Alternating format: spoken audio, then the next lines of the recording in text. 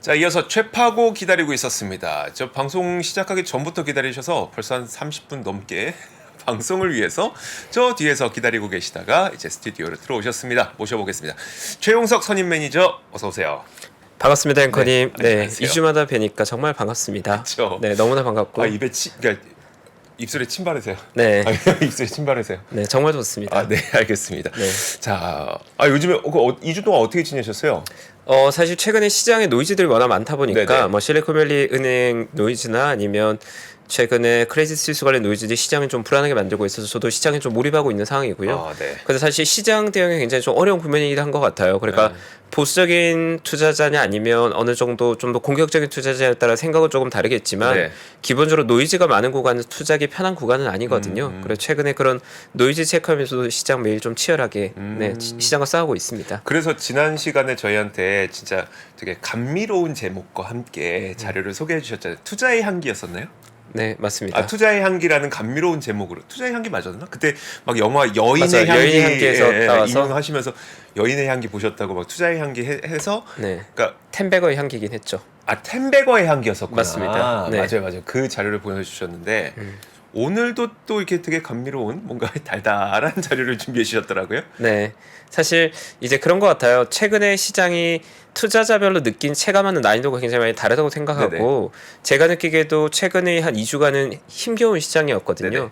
근데 문제는 이 힘겨운 시장이 지금의 상황으로 봤을 때는 조금 지속될 수도 있을 것 같다는 생각이 드는데 이럴 때일수록 투자자는 결국 자신의 투자를 한 번 더 되돌아보게 되거든요. 네. 그래서 오늘 제가 준비한 시간은 뭔가 매력적인 섹터를 찾아내거나 매력적인 투자 아이디어에 집중하기보다는 지금 같은 국면에서 우리가 어떤 식으로 대응할 것인가에 대한 고민을 좀 담아봤고 결국은 제가 하고자 하는 건 어떠한 정답을 찾아내는 과정이라기보단 투자자로서 가지고 있는 고민에 대해서 같이 나눠보는 시간이 되면 너무 좋을 것 같아서 오늘 준비를 해봤습니다. 사실 저도 요즘에 저를 많이 돌아봐요. 내가 잘못한 건 뭐였지? 내가 잘한 건 뭐였지? 자, 한번 돌아보죠. 어떻게 돌아볼까요? 이거 돌아보는 것도 실력인데. 네. 일단 오늘의 제목은 제가 투자의 취향으로 한번 지어봤고요. 투자의 취향. 네. 일단 오늘의 파트는 인트로가 있고 그 인트로에 이어지는 본문이 두 부분 파트 1과 파트 2로 나뉘어져 있는데 짧은 시간 동안 한번 재밌게 한번 같이 한번 달려보시죠. 달려보시죠. 네. 일단 자료 한번 보시면 제가 투자의 취향이라는 제목으로 자료를 준비해 봤는데 왜 투자의 취향이냐 이 부분에 관해서 인트로를 통해 제가 설명을 조금 드려보겠습니다. 네, 취향. 투자의 취향. 일단 올해 시장 저는 이렇게 보고 있습니다. 일단 1분기로 봤을 때 2023년 1분기의 주시장은 명확히 베어 마켓인 건 맞는 것 같아요. 은행들의 부실 노이즈가 있고 투자자들 불안하게 할 만한 악재들이 시장을 계속 내리누르고 있고 특히나 기존의 시장을 주도했던 많은 종목들이 지금 힘을 못 내고 있거든요. 그래서 문제는 이 시장 전체가 냉탕인데 특정 주도주들은 또 굉장히 뜨거운 열기를 보여주고 있다는 거죠. 그런 면에서 많은 투자자들이 소외감을 많이 느끼고 있고 저 역시 최근에 굉장히 춥습니다. 네. 봄은 왔지만 봄 같지 않아요. 그래요? 춘래 불사춘. 네. 봄은 왔지만 봄을 못 느끼고 있는데 이런 현상들이 사실 대부분의 투자자들이 느끼고 있는 감정일 거라 저는 생각합니다. 맞아요. 네. 뭐 나의 포트폴리오가 전부 다 주도주 섹터 내에 머무르면 모르겠지만 대부분의 투자자는 뭐 주도주에 걸친 포지션도 어느 정도 있겠지만 그 외의 포지션들은 사실 좀 추웠던 지난 한 2주였거든요. 그러니까 이런 고민에서 제가 가지고 있는 고민이 결국 본질적인 고민을 다시 하게 된다는 거죠. 지금 시장의 투자자들 고민은 저는 이런 고민을 하고 있는데 섹터별의 수익률 격차가 너무 극심하게 나다 보니까 주도 섹터가 아닌 포트폴리오들에 대해서 회의감을 좀 가지게 되고 결국 그렇다면 내가 어떤 투자자인가에 대한 고민을 자아 성찰을 많이 하게 된다는 거죠. 사실 너무나도 가슴에 와닿는 게 뭐냐면 우리는 대부분 뭐 CNBC건 월스트리트저널이건 야후 파이낸스건 뭔가 알림을 켜고 살잖아요. 이게 내가 들고 있는 종목들이 주도주일 때는 알림이 다 내 얘기야. 볼 때마다. 근데 요즘에 내 얘기가 없어요. 이게 다 남의 얘기만 하네. 이런 얘기 하신 거죠? 맞아요. 네. 그러니까 투자자들이 그런 생각하는 거죠. 지금도 장 좋다고 하는 사람들도 있고 수익률이 나오는 것은 폭발적으로 나오고 있는데 저희가 목도하고 있잖아요. 주도주들은 날아가고 있는 장인데 하루에 15% 20% 날아가는 장인데 내 포트는 매일 괴로워하고 있다는 거죠. 거기에서 느끼는 이 시장과 나의 포트의 그 온도 차가 굉장히 큰 시장이고 제가 이제 말씀드리고자 하는 건 전 사실 아마추어 투자자라기보다는 시장에 참여로 10년 이상의 시간을 보냈고 지금 제가 지금 들고 있는 직접 주식 투자 포지션만 해도 고객들의 자본으로 거의 1,000억 이상을 주식시장에 참여하고 있지만 그런 저도 이 정도의 온도 차가 나버리면 자기 반성을 많이 하게 됩니다. 나는 투자로서는 나의 스타일이 완성됐고 그러니까. 내가 하고자 하는 투자님이 정해져 있는 나의 스타일은 정해져 있는데 시장과 이게 핏이 너무 안 맞을 때 어떻게 해야 되나 내가 잘하고 있는 거야 그런 고민을 하게 되는 거고 그래서 결국 투자자는 지금 그런 고민을 하게 되는 거죠. 지금이라도 되는 쪽으로 다 가야 돼? 아니면 기존에 내가 잘하는 영역에서 나를 지켜야 돼라는 고민을 해야 되는데 제가 이제 조금 조언 드리는 건 정답은 없다고 생각합니다. 왜냐하면 지금처럼 주도주와 비주도가 주간의 갭이 더 확산되는 국면으로 갈 수도 있는 거고 그 갭이 조금 정상화되면서 주도주가 조금 식고 그 외의 섹터로 수급이 좀 퍼질 수도 있는데 어쨌든 제가 말씀드리고자 하는 건 둘 중에 어떤 선택을 하든 내가 어떤 투자자인지를 아는 게 굉장히 중요하다는 조언을 드리고 싶다는 거죠. 그러니까 저는 사실 주도주를 굉장히 스피디하게 추종하는 투자자보다는 제가 자신 있는 영역 내에서 포지션을 만들어 놓고 그 포지션 내에 기회가 왔을 때 그걸 활용하는 투자자거든요. 근데 그런 투자자로서는 최근의 장이 힘들다는 말씀을 드리고 싶습니다. 그러니까 힘들어요. 이게 지금. 봐봐요.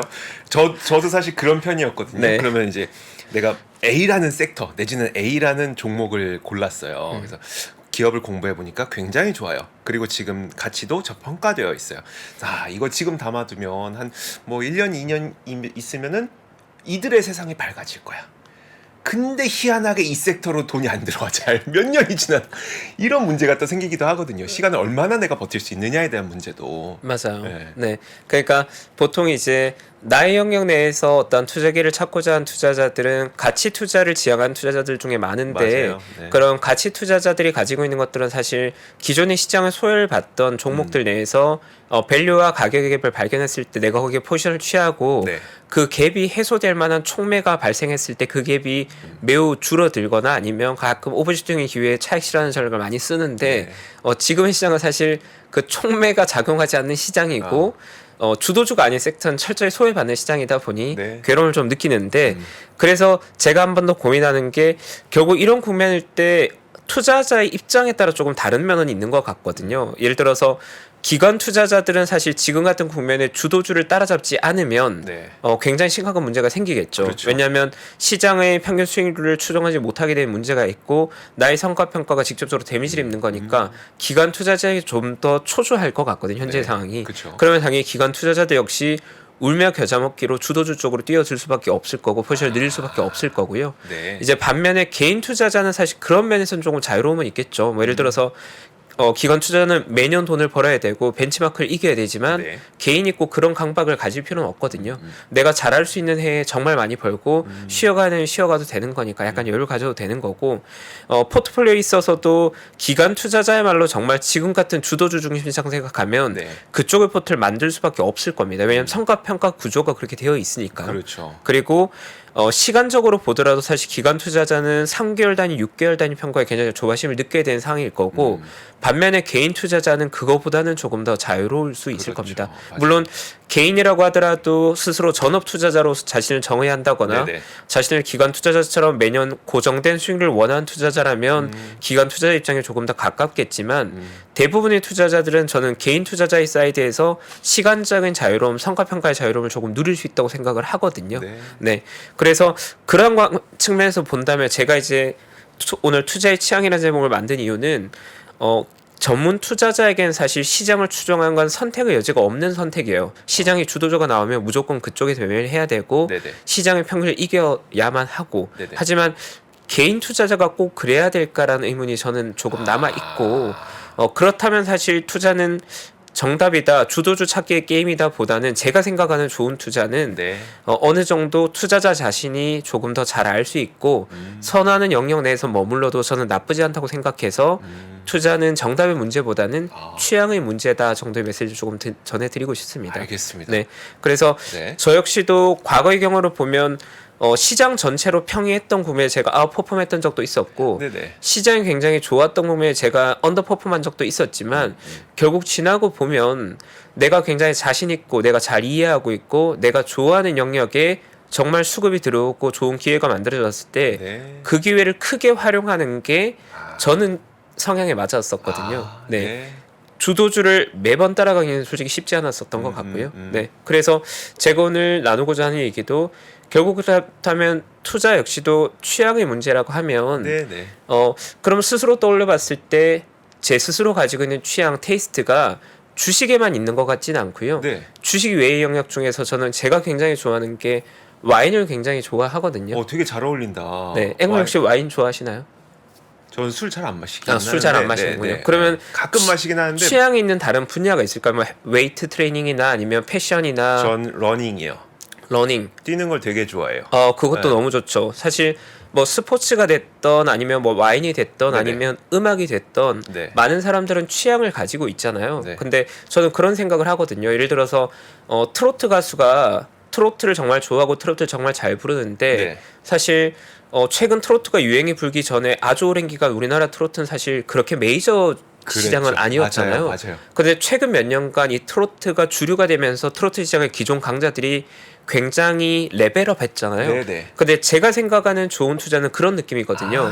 내가 자신 있는 영역에서 5년, 10년간 능력 범위를 갖추고 이해도를 높인 상황에서 메가 트렌드와 그때가 맞아 떨어졌을 때 10배 성장하는 거거든요. 근데 만약에 어떤 가수가 뭐 발라드가 유행한다고 발라드 부르다가 랩이 유행한다고 랩하다가 트로트 유행한다고 트로트 유행하면 물론 그런 전략도 나쁜 건 아니지만 트로트만으로 해서 끝까지 간 사람보다는 상대의 경쟁이 좀 떨어질 수 있겠죠. 유키즈 언더블럭 가면 됩니다. 뭘 그렇죠. 그렇죠. 그런 느낌인데 어제 제가 말하고자 하는 메시지는 자신의 테스트나 자기의 취향이 있다면 그 영역 내에 머무르면서 거기서 기회를 누리는 것도 나쁘지 않다고 생각한다는 아이디어를 전해드리고 싶고 요즘은 그런 걸 지켜내기가 되게 어려운 장이지만 저도 제 스스로가 그런 투자자고 저희 각오를 좀 다지는 위해서 그런 주제로 좀 더 얘기를 나눠보려고 하고요. 그래서 오늘은 뭐 인트로가 굉장히 길었지만 결론을 말씀드리면 저는 저희 취향을 중심으로 투자하는 투자자고 주식뿐만이 아니라 와인이나 다른 삶의 영역, 패션에 있어서도 저는 제가 선호하는 테이스트가 명확한 사람이거든요. 그래서 오늘은 제가 굉장히 좋아하는 와인에 대한 얘기를 조금 나눠보고 그 와인에 대한 이야기를 통해서 그걸 주식 투자로 대입하면 이런 식으로 하면 어떨까 이런 아이디어를 조금 나눠보고 싶습니다. 알겠습니다. 사실 저는 와인 잘 모르니까 친절하게 아주 친절하게 부탁드려요. 왜냐면 저도 와인을 잘 모르기 때문에 아주 이지한 레벨로 얘기를 조금 나눠보겠습니다. 친절하게 부탁드릴게요. 최근에 아마 많은 투자자들이 시장에서 좀 스트레스 많이 받고 하실 텐데 제가 이제 권해드리는 건 스트레스 많이 받을 때는 와인 한 잔 마시면서 좀 릴렉스하면서 긴장을 좀 푸는 것도 나쁘지 않다고 생각을 하고 제가 지난 10년 동안 와인과 주식에 대해서는 꽤나 깊게 빠져 있었던 사람이거든요. 주식도 굉장히 깊게 빠졌었고 와인에도 굉장히 깊게 몰입했던 시간이었는데 경험해본 거 되게 비슷한 점이 굉장히 많다는 걸 느낍니다. 그래요? 일단 첫 번째로는 둘 다 삶을 되게 풍요롭게 만들어준다는 느낌을 받는데 그건 어떤 이야기냐면 주식 이야기가 됐던 와인 이야기가 됐던 이야기거리가 굉장히 풍부해져요. 그건 그래요. 뭐 내가 어떤 종목 사서 그때 뭐 얼마에 사서 얼마에 팔았고 뭐 그걸 얼마나 고생했었잖아 이런 추억이 되든 아니면 와인 역시도 그때 우리 그런 와인 마셨는데 그날 되게 좋았어. 그날 너는 그런 와인 준비하고 난 그런 와인 준비해와서 되게 좋았어. 이런 되게 다양한 이야기거리가 만들어지고 또 지식의 범위 역시도 와인이나 주식을 통해서 넓어지는 걸 느껴요. 주식 투자하다 보면 되게 많은 거에 대해서 공부하게 되거든요. 뭐 기업의 역사, 뭐 산업들의 스토리, 그리고 어떠한 산업들이 지금 지형도를 좀 성장해 가는 거 이런 걸 보게 되는데 와인 역시도 와인을 공부하다 보면 국가들에 대해서 이해하게 되고 역사에 대해 이해하게 되고 많은 스토리들을 이해하게 되면서 많은 걸 넓혀가게 되거든요. 그런 점에서 저는 굉장히 비슷하다고 느끼고 그리고 두 번째로는 와인과 주식 둘 다 이 가치 평가를 하나 가격 평가를 할 때 동일하게 내러티브와 넘버가 적용됩니다. 이건 무슨 말이냐면 많은 사람들이 어떤 와인은 3만 원인데 왜 어떤 와인은 100만 원이야 물어봤을 때 그건 사실 퀄리티의 차이만으로 입증할 수는 없는 가격 차이거든요. 근데 거기에 들어간 게 그 와인이 가지고 있는 내러티브 스토리인 거거든요. 예를 들어 우리가 시중에서 말하는 50만 이상의 100만 이상의 고가 와인들은 예외 없이 그 와인만의 역사와 스토리가 있습니다. 뭐 100년이 넘은 기간 동안 굉장히 좋은 퀄리티의 와인을 만들어 왔다거나 아니면 뭐 1800년 1800년대나 1900년대 만들었던 와인 대회 같은 곳에서 지속적으로 입상한 수상 경력이 있거나 아니면 퀄리티 면에서 뭔가 전설적인 에피소드가 있거나 그러한 스토리들이 네. 기존의 펀드멘탈을 확장시키면서 그 높은 가격 프리미엄을 받는 건데 이건 주식도 동일합니다. 똑같이 1000억을 버는 기업이라고 하더라도 스토리가 있는 기업이면 3조, 4조 이상의 평가를 받을 수 있는 거고 네, 네. 그런 스토리가 없으면 1000억을 벌어도 4, 5천억의 저평가를 받을 수 있는 거죠. 그렇죠. 네. 그러면 사실 밸류에이션으로 보더라도 저는 와인과 주식이 닮아있다는 생각을 많이 하게 그러네요. 되고 그리고 마지막으로 중요한 공통점은 와인과 주식 둘 다 수천 개의 종류가 있는데 네. 사실 수만 개의 종류가 있죠. 그 중에서 좋은 베스트한 초이스를 몇 개 해야 된다는 거거든요. 이게 이제 어려운 거거든요. 아 그래요? 아 와인도 그게 어려워요? 와인도 어렵죠. 와인도 내가 예를 들어 어떤 와인샵에 딱 들어가면 네. 기본으로 와인샵에 가면 뭐 최소한 뭐 몇백 종류 단위의 와인들이 있겠죠. 네. 그 중에서 가장 좋은 거 3병을 골라내기가 쉬운 일은 아니거든요. 그러네. 네. 좀 공감되지 않나요? 아, 네. 네. 그러니까 저 뭐 와인을 마시진 않는다고 쳐도 네. 뭐 선물을 한다거나 아니면 뭐 부모님을 찾아간다거나 할 때 이렇게 사 가려고 하는데 매장에 들어가면 항상 그렇죠. 추천해 주세요. 난 아무것도 아는 게 없으니 추천해 주세요. 뭐 그 얘기 듣고 뭐 한두 개 고르긴 하는데 그러네요. 실제 너무 닮았네요. 네. 그래서 여기에서 제가 전달드리고 싶은 이제 또 하나의 메시지가 나오는데 저는 이제 그렇습니다. 저도 와인을 즐긴 지 사실 이제 한 뭐 15년 정도 된 것 같은데 와인을 마시는 사람이 언제나 와인샵에 가서 제일 잘 나간 와인 추천해 주세요. 좋은 와인을 추천해 주셔도 나쁜 방법은 아니지만 네.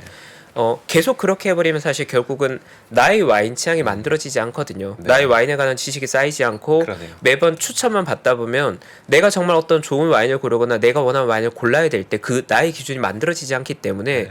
그래서 와인에 대한 지식을 쌓아가고 와인에 대해서 공부해가고 이해감으로써 내가 좋아하는 와인을 찾게 되면 어떤 와인샵, 어떤 새로운 곳을 가더라도 레스토랑을 가든 와인샵을 가든 내가 원하는 와인을 골라낼 수 있거든요. 근데 이건 주식도 완전히 똑같습니다.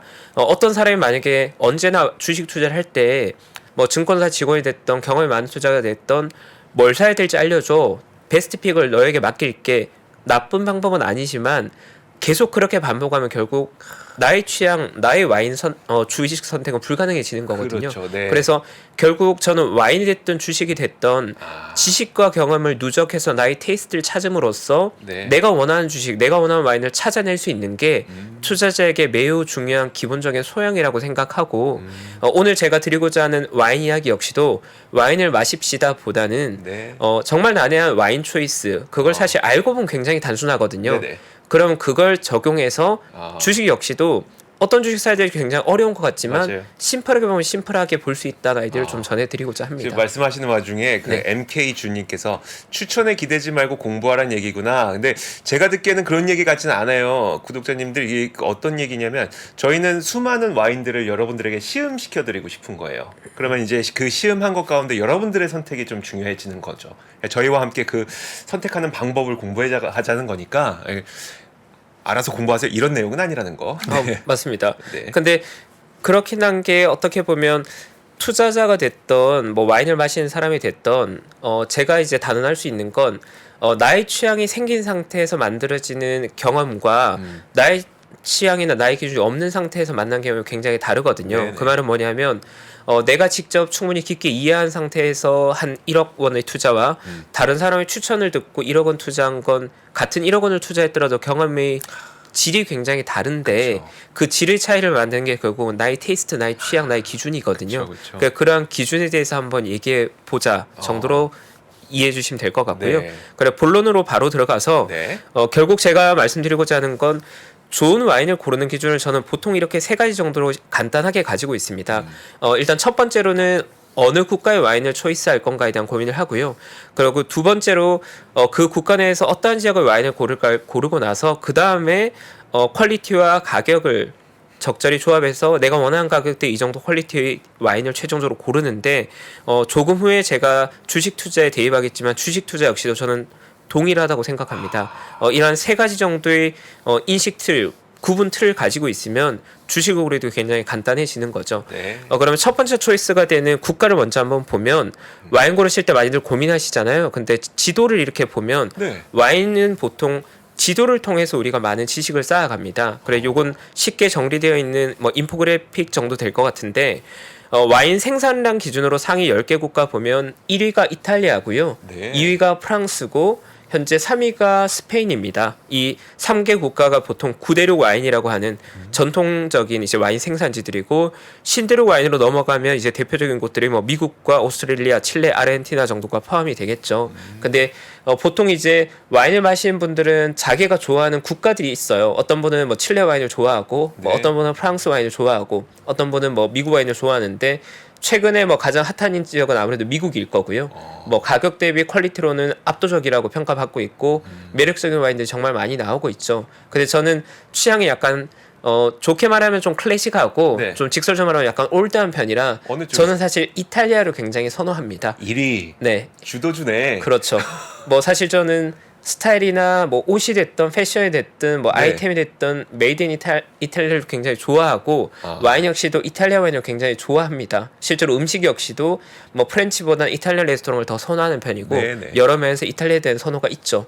그러면 이탈리아라고 국가를 딱 정하고 나면 그 다음에 이제 고민하는 건 그 국가에도 와인을 생산하는 지역들이 있거든요. 네. 그러한 지역들도 대부분의 와인 매니아들도 외우지는 못하고 그냥 와인 맵을 보는 거예요. 이탈리아를 지도를 보는데 와인을 기준으로 지도를 보는 거죠. 그러면 이제 이런 이탈리아 지도요? 맵이 나오게 됩니다. 이게 와인스 오브 이탈리라고 해서 각 지역별로 어떤 와인들이 이제 유명한가를 이제 표시해 놓는 거죠. 네. 네. 근데 지금 보면 지금 저 컬러별로 구분되어 있는 게 이탈리아 이제 각 주들이에요. 예를 들어 한국으로 따지면 뭐 충청북도, 뭐 경상북도, 뭐 경기도, 서울시 이런 것처럼 행정구역을 네네. 이제 와인 종류별로 이제 나눠놨는데 저게 보면 정말 종류가 많이 있잖아요. 근데 저렇게 많이 있으면 와인을 20년, 30년 마신 분들도 낯설고 어렵거든요. 네네. 워낙 많은 지역이 있잖아요. 그래 보통 저 모든 지역을 커버하지는 않고 저 중에서 가장 유명한 지역들 서너 개 정도를 초이스하는데 간략하게 보면 같은 맵을 이 정도로 조금 볼 수 있습니다. 네, 보통 이제 일반적으로는 이탈리아 와인이라고 하면 보통 세 가지 지역을 많이 봅니다. 네. 북부 왼쪽에 있는 피에몬테주가 이제 네비올라라는 품종으로 굉장히 좋은 와인들을 만들어내는 지역이고 이제 그 오른쪽 피에몬테의 오른쪽 베네토주가 예전에는 사실 뭐 아마로네나 굉장히 좋은 와인이 많이 나온 지역으로 유명했었는데 개인적으로는 최근에 사실 저 베네토주 베니스가 있는 지역보다는 남부의 풀리아 지역들이 좀 많이 뜨고 있다는 느낌이고 그래서 심플하게 보면 정말 많은 지역이 있지만 이탈리아 내에서도 와인을 대표한 지역은 북부는 피에몬테주, 네비올로 품종을 주로 쓰고 굉장히 탄닌감도 강하고 남성적이고 아주 진한 와인이라고 보면 되고 그 와인들을 보통 바롤로 와인이라고 부릅니다. 이제 바롤로 지역을 말하는 거고 피에몬테주에서 가장 좋은 와인, 대표적인 와인이 바롤로나 뭐 저런 와인들이죠. 그리고 중부 지역에 이제 토스카나라는 지역이 있는데 저기가 우리가 보통 말하는 피렌체, 네, 문화적으로 가장 융성한 지역이고 저 지역은 산지오베즈랑 굉장히 좀 산미 있고 네. 좀 바디감이 연하지만 좀 섬세한 와인을 많이 생산하고 저 지역은 뭐 슈퍼 투스칸도 유명하고 보통 브루넬로 디 몬탈치노라고 해서 산지오베즈 품종 중에 좀 더 퀄리티 좋은 와인들이 좀 유명한 지역이고 네네. 그리고 남부로 가면 이제 풀리아라는 지역으로 가면 프리미티브라고 해서 약간 단맛이 있는 뭐 미국으로 따진 진판델 품종에 가까운 품종을 많이 쓰고 대표적인 와인은 프리미티브 디 만두리아 저런 와인들이 있는데 그러니까 제가 말씀드리는 건 국가를 정하고 지역을 정하는데 그 지역이 처음엔 되게 복잡해 보이지만 알고 보면 네. 대표한 지역에 몇 개가 있는 거죠. 뭐 프랑스라고 하면 뭐 부르고뉴가 있고 보르도가 있고 론이 있는 것처럼 네. 이탈리아도 북부, 중부, 남부 정도 중에서 나의 취향에 맞는 걸 고르면 된다. 네네. 만약에 와인을 드신다면 드셔보신 적이 있긴 할 거잖아요. 먹어보긴 했으니까. 그럼 좀 네. 탄닌감이 있는 계열, 아니면 좀 산미가 있고 좀 부드러운 계열, 아니면 단맛이 있는 계열. 단맛이 있는 계열. 단맛이 있는 계열이면 저 남부 풀리아 지역에 프리미티보 디 만두리아 같은 와인들을 먹으면 아마도 맞다고 느끼실 거예요. 저게 이름이에요? 네. 그러니까 좀 설명드리면 프리미티보는 품종을 말하고 네. 디는 영어로 따지면 어디의라는 의미고 만두리아는 그 마을 이름이에요. 만두리아 마을의 프리미티보 와인이다. 쉽죠. 저 위에 브루넬로 디 몬탈치노도 브루넬로는 산지오베제와 그냥 같은 품종으로 보셔도 되는 그냥 네. 품종이고 브루넬로 품종으로 만들었고 디가 애시니까 몬탈치노 마을에서 만들어졌다. 그러니까 쉽습니다. 사실 보면. 그래서 가이드를 조금 드리면 탄닌감이 굉장히 강하다는 말은 약간 쓴맛이 강하고 아주 남자답고 네네. 아주 뭐 진한 술에 가깝고 그런 걸 좋아하는 분들은 좀 북부 와인들이 취향에 맞으실 거고요. 바디감이 좀 연하고 좀 섬세하고 내가 파스타 같은 걸 좀 좋아한다. 그래 가벼운 음식에 매칭할 때는 저 중부 토스카나의 산지오베제 품종의 와인들이 맞으실 거고 내가 와인에 대한 경험이 별로 없고 난 단맛을 조금 좋아해라고 하면 네네. 저런 남부의 프리미티보 품종의 와인을 고르시면 아마 틀림없이 마음에 드는 와인을 고르실 수 있을 거다. 네, 요 정도까지는 쉽잖아요. 북부, 중부, 남부. 이거 그냥 찍어놓고 네. 나중에 이제 매장 가서 이걸로 주세요. 네, 여기까지는 따라오기 어렵지 않으시죠? 않았습니다. 네, 어렵지 여러분들 않습니다. 언더스탠딩 아닙니다, 우리. 네, 와인 어렵지 글로벌 않아요. 라이브입니다. 네, 저도 와인 잘 모르고 저도 네. 와인을 잘 모르기 때문에 아주 기초적인 초보적인 내용에 대해 말씀드린 거고 네네. 그러한 것들이 이제 지식으로서 쌓여지면 와인을 고르기 쉬워지는 거죠. 한번 보면 결론적으로 국가를 고를 때 난 이탈리아 와인에 대한 선호가 있다. 네. 왜 이탈리아냐면 나는 뭐 이탈리아 문화에도 관심이 있고 이탈리아는 역사가 오래됐고 많은 와인들이 생산되고 있고 그래서 이탈리아를 선호하고 이탈리아 내에서도 북부와 중부, 남부 지역에 따라 특징이 있는데 나는 파스타랑 뭐 주로 많이 매칭하는 편이고 산미가 약간 있고 바디감이 연하더라도 섬세한 와인을 좋아해라고 하면 토스카나 중부 지역이 좀 더 맞을 거고요. 그리고 나는 가격 대비 성능이 좀 중요해. 뭐 가격은 적당하면서 완성도 높은 걸 원해라고 하면 이제 초이스할 수 있는 거죠. 그래서 이탈리아의 토스카나를 대표하는 와인들이라고 하면 보통 저 세 가지 정도 많이 언급되는 와인들이고 첫 번째 있는 건 반피라는 와이너리에서 나온 브루넬로 디 몬탈치노인데 브루넬로 디 몬탈치노라는 이 완성도 높은 와인 중에는 좀 우리가 편하게 좀 접근할 수 있는 조금 데일리라고 하기엔 조금 비싸지만 그래도 좋은 자리에서 마실 수 있는 네네. 와인이고 저 개인적으로 추억이 굉장히 많고 저희 특별한 날 같이 하는 와인 중에 하나고요. 네, 제가 되게 좋아하는 사랑하는 와인입니다. 그리고 이제 근데 거의 대부분 아세요. 저희 많이 유명한 와인들이죠. 댓글창에 다들 아세요. 네. 브루넬로 디 몬탈치노라는 것 자체가 이미 와인 매니아들에게 익숙한 단어고 저 가운데 이제 포지오 디 소토 BDM 같은 경우에도 브루넬로 디 몬탈치노 중에서는 가장 완성도가 높다고 평가받는 와인이고 저 정도면 이제 아주 고급 와인으로 볼 수 있는 거죠. 그러니까 만약에 누군가에게 내가 아주 좋은 선물을 해야 되거나 뭐 내가 가족과 아주 특별한 날을 기념해야 된다고 하면 가운데 있는 저런 와인은 아주 특별한 날 기념하기 좋은 고가의 와인이고 그리고 만약에 내가 이탈리아 토스카나 지역의 최고의 와인을 마시고 싶다. 난 돈이 정말 많고 가격은 중요하지 않고 뭐 돈을 떠나서 나는 내 인생의 가장 특별한 와인을 마시고 싶다고 하면 이제 제일 오른쪽에 솔라이아 같은 와인들이 토스카나를 대표하는 슈퍼 토스카나로 글로벌하게 이제 토스카나 최고의 와인으로 평가받는 그런 와인들이죠. 지금 많은 분들이 도대체 이거 무슨 방송입니까? 무슨 방송입니까?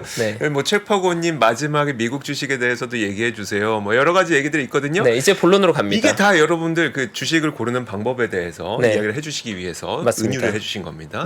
그래서 제가 이제 여기까지 말씀드린 게 대략 한 10분 정도 말씀드린 것 같은데 말씀드리고자 하는 포인트는 우리가 어차피 살다 보면 수천 가지의 선택지 중에서 베스트한 초이스를 하기 위해서는 기준이 필요한 건데 주식 투자할 때도 결국은 수천 개의 종목 중에서 나의 기준을 가지고 있어야 뭔가를 초이스할 거잖아요. 그 방금 저 와인을 고른 거와 주식을 고른 게 완전히 동일하다고 느끼는 게 결국 저는 주식을 고를 때도 이 세 가지 정도 기준을 가지고 그냥 고르면 필터링이 된다는 말씀을 드리고자 하고 첫 번째로는 국가 국가를 따지면 저는 최근에 사실 미국 주식에 대한 선호를 좀 높게 가져가고 있고요. 저는 그리고 섹터라고 하면 저는 단연코 요즘 관심 있는 건 인공지능 관련주 그리고 마지막 밸류에이션은 성장률 대비해서 합리적인 가격의 합리적인 멀티플을 가지고 있으면 저는 괜찮은 밸류에이션을 평가하는데 이러한 선택들을 도와주는 툴 중에 하나가 최근에 우리에게 많은 도움을 주고 있는 게 GPT-4가 우리를 도와준다는 거죠. 네,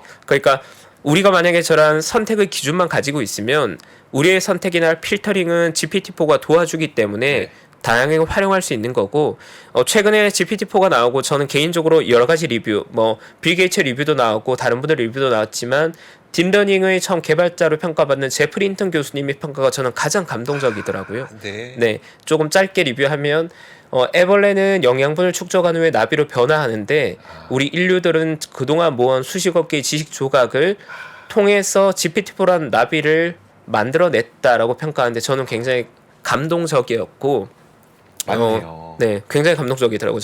저 리뷰가.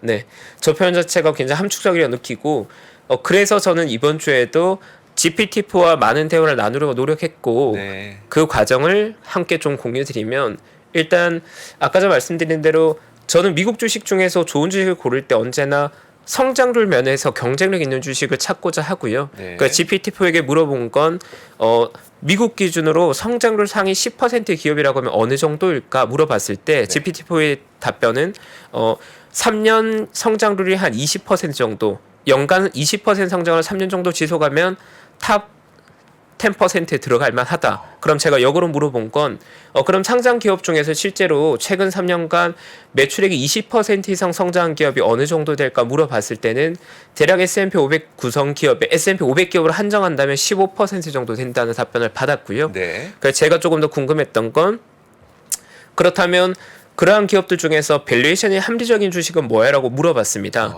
그러면 3년 연속으로 매출액이 20% 성장하는데 멀티플 15배 미만이면 나는 합리적인 가격을 느끼는데 그런 기업은 뭐가 있으라고 물어봤을 때 GPT-4가 리스트업을 해준 거죠. 네네. 네, 대략 15개 정도의 기업을 리스트업 해줬는데 이제 여기에서 이제 문제가 조금 발생했죠. 지금 보면 온라인 테크놀로지나 아니면 덱스컴이나 에드워즈 라이프 사이언스나 램리서치나 룰루레몬 같은 매력적인 기업들이 많이 나오긴 했는데 문제는 매출액 성장률 조건은 충족했지만 멀티플 기준 저 기업들은 비싼 기업도 있고 싼 기업도 있고 혼재되어 있더라고요. 네, 그래서 지금 저 결과는 S컵에게 GPT-3 버전으로 물어본 질문이라서 제가 S컵에게 느낌표로 붙이면 GPT-4 기준으로 물어볼 수 있는데 그래도 결과는 사실 동일했습니다. 네, 어쨌든 지금 S컵 GPT 모델을 활용한 필터링은 매출액 성장률 이런 데이터가 들어가 있지만 일부 멀티플에 있어서는 좀 한계가 있다는 걸 느꼈고 그래도 한 번 더 디벨롭하기 위해서 그 종목들 내에서 그러면 인공지능 관련주로 묶으면 어떤 것들이 있으라고 제가 한 번 더 필터링을 요청했을 때 구분 값으로 그 15개 중에서 7개 정도의 기업들을 한 번 더 필터링 해줬고요. 그 결과값이 지금 나와 있는 것처럼 엔시스나 덱스컴, 에드워즈 라이프 사이언스나 뭐 시놉시스 같은 기업들을 이제 알려줬죠. 그래서 이제 제가 오늘 나누고자 하는 아이디어는 결국 우리가 주식을 접근할 때 정말 많은 주식 중에서 내가 원하는 주식으로 접근하기 위해서는 그 기준들을 가지고 있어야 될 거잖아요. 네네. 그 기준으로서 저는 사실 밸류에이션이라는 툴과 성장한 섹터라는 툴을 통해서 접근해 보고자 한 아이디어고 조금 아쉽지만 아직까지는 GPT 모델이 우리가 기존에 가지고 있던 퀀트나 주식 전문 서비스에 비해서는 상대적으로 조금 부족했다. 그렇죠. 네, 멀티플 기준에 그런 것들이 좀 부족했다. 그런 것들이 좀 아쉬웠던 것 같고요.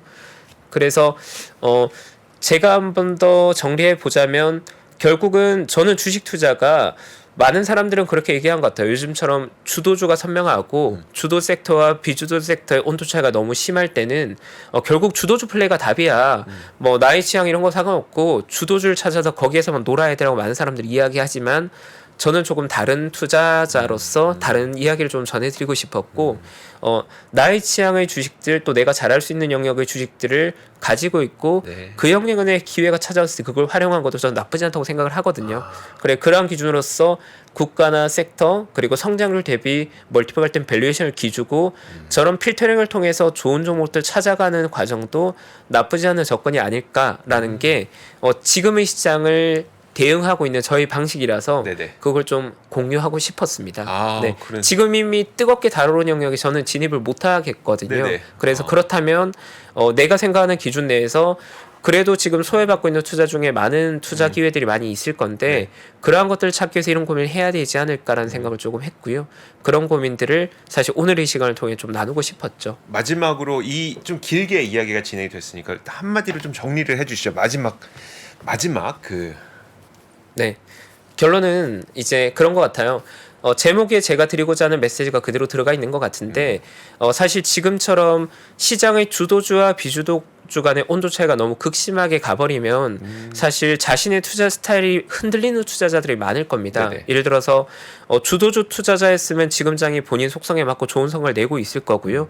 만약에 주도주 투자보다는 밸류 투자자의 성향이나 내가 좋아하는 투자를 좀 선호하는 스타일의 투자였다면 나의 투자가 잘못된 게 아닐까 고민을 많이 하고 있을 건데 제가 전하고 싶은 메시지는 자신만의 스타일을 가지고 시장에 대한 것도 저는 나쁘지 않다고 생각합니다. 개인 투자자라면 기관 투자라면 그렇게 할 수 없겠지만 개인 투자라면 그렇게 하는 것도 나쁘지 않다고 생각하고 그러면 우리가 지금 해야 될 행동들은 시장 전체로 봤을 때는 소외받고 있는 종목들이 많다 보니 그 종목들에서 나의 취향의 어느 정도 합리적인 가격에 거래되는 주식들을 찾아가는 작업이 우리가 지금 해야 되는 작업이 아닐까라고 전해드리고 싶었어요. 맞네요. 맞는 말이네요. 네. 아 그거네요 진짜. 네, 저도 지금 소외받고 힘들거든요. 근데 네. 진짜 소외받았어라고 하는 거는 진짜 반대편에서 생각해 보면 내가 원래 좋아하던 종목들이 되게 싸졌어랑 똑같은 말이니까. 그렇죠. 그거네요. 네. 아 오늘 뭐라고 할까 큰 영감 얻고 갑니다. 네. 아직 저는 안 가요. 아직 네. 저는 안 가는데 감사합니다. 자 네. 시간이 꽤 많이 지났으니까 최파구님 오늘 여기서 보내드리도록 하겠고 2주 후에 뵙겠습니다. 고맙습니다. 네, 감사합니다. 3프로TV가 전국 방방곡곡 숨어있는 주식 고수를 찾습니다. 내가 박근형 부장, 염승환 이사보다 시장을 더 잘 본다. 내가 이선엽 이사보다 종목 선정이 뛰어나다. 내가 박병창 이사보다 차트 분석 더 잘한다. 이렇게 자부하는 분들 저 정프로에게 오십시오. 여러분의 실력을 마음껏 뽐낼 수 있도록 판을 깔아드리겠습니다. 전국 증권사 지점의 PB, 주식 브로커, 펀드 매니저는 물론이고 전업 투자자, 슈퍼개미, 스몰개미, 기타 등등 이 시장에 대한 날카로운 분석과 통찰만 있다면 누구든 환영합니다. 숨은 고수 여러분의 많은 참여 부탁드립니다. 팔로우 미.